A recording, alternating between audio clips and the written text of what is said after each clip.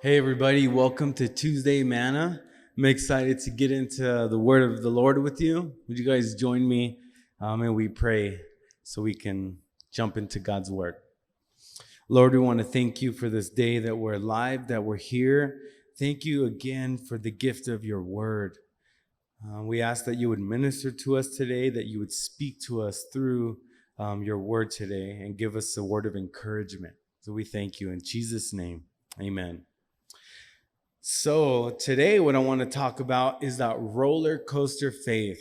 You know, what I mean by that is we all have high moments where it's like mountaintop moments with the Lord, and then we go down into the valley where we feel maybe distant or we're going through some hardships, and then we go back up upon that mountaintop and things are good. We feel really close to God, and then we go back down. It's something that I like to call the roller coaster faith. And we all deal with it, you know, from one time to another. We feel, you know, like we're really in tune with God and things are going well. Our walk with Christ is amazing. And then we get to these moments of dryness, so to speak, the times of hardship and trials that we go through. And so that's actually pretty normal. That's the way it is for human beings. And so I want to talk about Elijah, and in First Kings verses, well, starting in First Kings 1 through 15 is where we'll be reading. And it's really interesting. Elijah, such a mighty man of God, a prophet appointed by God, and he did all kinds of miracles and mighty battles, and God just was with him. And so he was on this mountaintop faith moments, you know, where things were good and he was being used by the Lord. And then he got to this time of dryness, this time of hardships in the valley. So when we look in 1 Kings 17:1, it talks about how Jeremiah caused the rain to stop for more than 3 years. Imagine that, you know, him praying and the rain stopping for 3 years. If that's not a miracle, I don't know what is. Imagine his faith being built up and people around him seeing these miraculous events happen, how it builds up their faith as well. And then we go in 1 Kings 17:4, it talks about how he was fed by the ravens. You know, like the ravens came and they gave him food. It just shows you how God is almighty and he could use the universe at his will. He could use anything and anyone to accomplish his will. And ultimately, it glorifies God. So Elijah's seen these ravens bring him food. That's encouraging. Imagine again how that built up his faith and his relying on God and knowing that God is going to provide for him one way or another. And then we look in 1 Kings 17:14, where he had this unlimited amount of flour and oil in these jars. And again, that's God's supernatural provision showing him that he will provide for him one way or another. But even that, imagine how that built his faith when that jar of flour and the jar of oil would start to go down. It would just fill right back up, endless amounts. You know, those are moments that just solidify your faith and just it helps you stand firm in knowing that God is with you and for you when he does things like that. And then in 1 Kings 17:22, he witnessed the widow's son be resurrected, you know, where he laid upon his body and he prayed and he cried out to God that God would bring him back to life. And God brought him back to life, this widow's son. So imagine Elijah's faith being vamped and just confirmed, and the people around him too, their faith being built up by seeing these miracles. And then we look in 1 Kings 18:38, where he beat the prophets of Baal by calling down fire from heaven. You guys remember that story where he even pours water on it, and these other prophets are trying to make a fire happen to burn this wood, and Elijah's like watching them, and he's like getting a little bit of humor out of it, and he prays, and this fire comes down and it just torches all that wood. Imagine that faith being built up again, the reaffirming of knowing that God listens to you and he hears you and he grants your request. So Elijah's going through all these things, all these high moments, so to speak, in his walk with God. So thinking about it, you think he's a pretty solid guy, right? Like he's not one to run from fear, and he knows that God is going to provide, protect him one way or another. But he had his faith tested. He was still just a human. He had emotions and he had feelings. He angered some people. He actually angered the wrong people, the kind of people who you really don't want to mess with. And these people swore that they're going to kill him, that they're going to come after him and kill him. And so you think after seeing all these miracles that his faith would be pretty strong, that these threats from these other humans really wouldn't faze him, that maybe that he would just brush them off his shoulder. But actually, it was quite the opposite. Actually, fear overtook him, and he ran and he hid. And I think about his story, the kind of fear that hit him is the fear that makes you flee. And the acronym I like for fear in this way is false evidence appearing real, and then you forget everything and run. So when that fear came upon Elijah, he forgot everything and he ran. He took off to the mountains and he hid away. When I read this and it encourages me, it reminds me that I'm not immune or 100% resistant to fear or to the things that we battle with regarding faith. It actually makes me feel better. So this guy was a prophet. He was somebody who was close to God, did all these miracles, was just a mighty man of God. And he was in a season where he ran and he was fearful. Somebody who went through all these things, you think that they would stand their ground. I read this and I put myself in his shoes and I say, I wouldn't have ran. I would have stood my ground after seeing God do all these things. But really, would I? Would you? Would you have stood your ground? It's easy to put ourselves back in their shoes and think that we would make a different decision. But when it comes down to it, we would probably have roller coaster faith in these moments.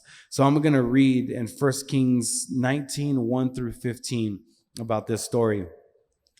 Ahab told Jezebel that Elijah had what he had done and how he had killed the prophets with the sword. So he just got done slaying these false prophets with the sword. Again, he's a mighty man of warfare, a mighty man of faith. And then it goes on to say this. Then Jezebel sent a messenger to Elijah saying, so may the gods do to me and more also if I do not make your life as a life of one of them by this time tomorrow. Then he was afraid and he rose up and ran for his life. You see, that's that fear, the forget everything and run. Literally, it says that he rose up and he ran for his life. He came to Beersheba, which belongs to Judah, and left his servant there. But he himself went a day's journey into the wilderness and came and sat down under a broom tree. And he asked that he might die, saying, it is enough now, O Lord, take my life, for I am no better than my fathers. So he's in such a low moment of his faith where he just tells God, just kill me already. Like, I don't want to be here. I just want to die. Imagine that, being in that high moment and then instantly going down to that valley to where you're running, hiding, and you're even to the point where you're saying, just kill me. I don't want to live anymore.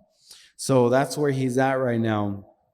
And jumping back into it now, it says, it is enough now, O Lord, take my life, for I am no better than my fathers. And he lay down and he slept under a broom tree. And behold, an angel touched him and said to him, arise and eat.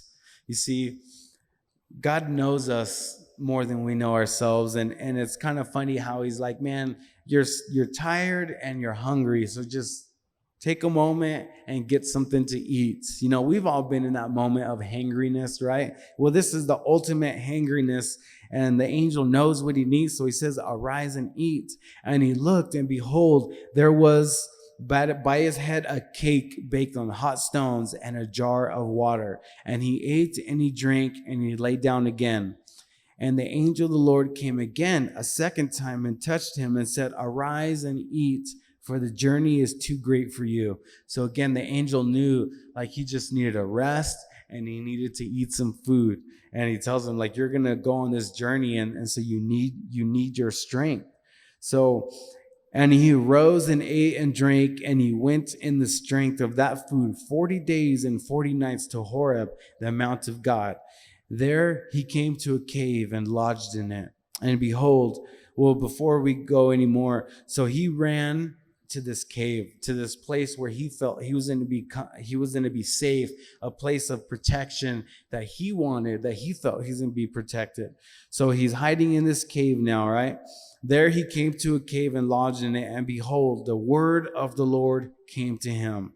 See, I love this. In the moments of fear, in the moments of our low roller coaster moments in our faith, I love this. The word of the Lord came to him. You know, when I'm struggling and things are looking gloomy in my life, God is so good because his word will come to us.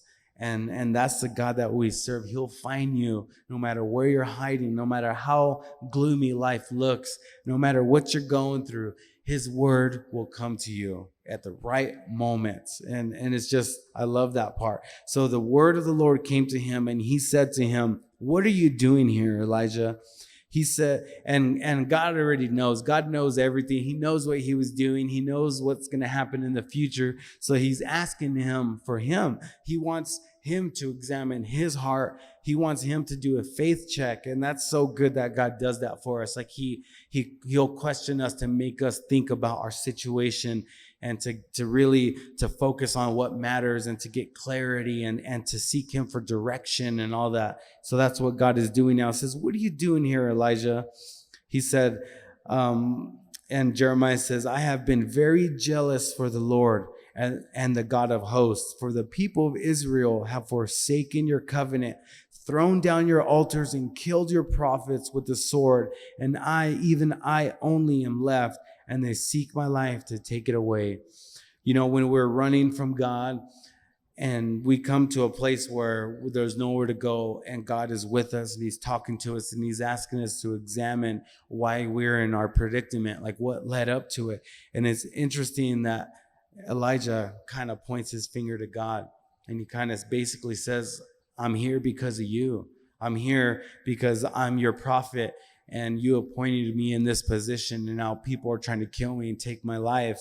And that's what we do as humans. When we're in those low valleys, we often point the finger at God, and we want to explain all the reasons why we are where we're at, and somehow it always points back to God, right? And that, again, that's our human nature. And it goes out, and this is what God says: "Go out and stand at the mount before the Lord. And behold, the Lord passed by, and a great and strong wind tore the mountains and broke into pieces the rocks before the Lord. But the Lord was not in the wind.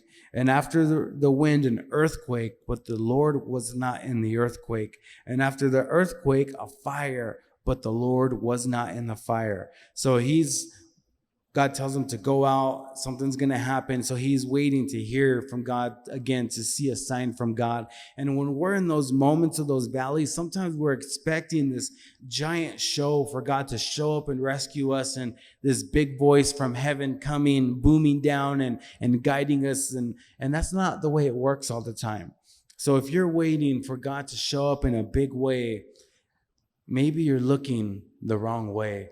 Maybe God has a different plan. And so it's after he's not in the fire, the earthquake, the wind, all that stuff, it says this: "And after the fire, the sound of a low whisper." A low whisper. And when Elijah heard it, he wrapped his face in his cloak and went out and stood at the entrance of the cave. So God wasn't speaking in all these mighty ways. It was a low whisper. Sometimes we're talking too much. Sometimes we're doing what Elijah did, trying to show God all the reasons why we're in this predicament because of him, right? And we're too busy talking and waiting for these big giant signs from God when God is whispering. Sometimes we need to quiet our hearts, quiet our souls, and quite frankly, do this: quiet our mouths. to be able to listen to God because he's speaking. It says that his word came to him. So God is speaking to us. He's speaking to you if you're in your high or if you're low. But the question is, are you listening? Are you in a moment of rest and silence to be able to hear from God? So, and the voice came and said to him, "What are you doing here, Elijah?" Again, God is asking him, check your heart, examine what's going on. And he said, again, "I have been very jealous for the Lord, the God of hosts, for the people of Israel have forsaken your covenant, thrown down your altars, and killed your prophets with the sword. And I, even I only, am left, and they seek my life to take it away." Again, he's going on explaining to God why he's there, basically because of God. And God says this, "Go, return on your way to the wilderness of Damascus." Like God just says, hey, you know what? Get out of your sorrow. It's quit wallowing in this pit of shame and defeat, and he's in this moment of fear where he's hiding and running, and God is freeing him from this fear by saying one word, "Go." And then he goes on to say, "Return on your way." Like God is speaking freedom into his life, breaking those chains. So that's my advice to you. If you're in a low moment in your faith, quiet your soul. Go to a place of solitude and seek the Lord, because he's speaking. His word will come to you, and it's going to most likely be in a whisper. And God will speak freedom over you. He'll break those chains with just one word, "Go." And that's what he did for Elijah. And Elijah ended up going, and God ministered to him and brought more people in his life, brought help to him. And so it's encouraging for me to read this story because I know I'm not alone. I know that if this guy who was so close to God, who was a prophet, who did these miracles, was quick to tremble and to be fearful and to run, and to point his finger at God, and God still loved him and still brought him out of it and spoke freedom into his life, how much more does he do that for me and for you? So again, if you're going through that roller coaster faith, don't beat yourself up over it. That's part of our nature. That's part of our humanity, so to speak. So God is speaking. He's there, and he wants you to listen, because he's speaking to you. So I hope that encourages you today, and you would remember to keep your eyes on the prize. All right? God bless you guys.